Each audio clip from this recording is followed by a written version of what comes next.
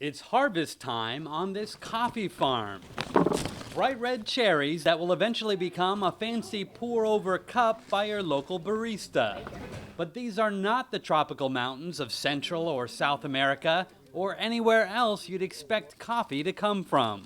It's a 5-acre hillside near Santa Barbara, California. Very unique growing condition because of the Pacific Ocean. It's a colder climate coming up to a desert, so we have a lot of fog that comes in. Once thought impossible to grow this far from the equator, Goodland Organics was the first to figure out that coffee trees can actually thrive here along the California coastline.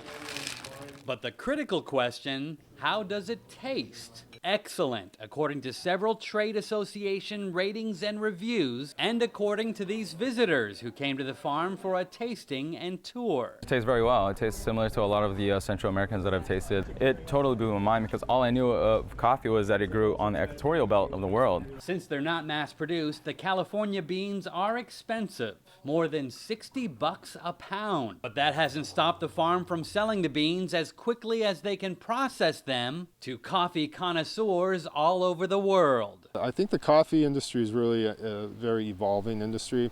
I feel like we're in the wine industry in the 80s. But growing coffee in California isn't easy. It took about a decade to get the process just right. Unlike traditional coffee grown in rainforests, this farm has to strategically irrigate to deal with the drought. The owner is partnering with other coastal California farms with similar conditions to expand production. So we're really trying to start an industry here, and we hope this will be a premium, well-recognized growing region in the next decade or so. Which could really get California coffee off the ground.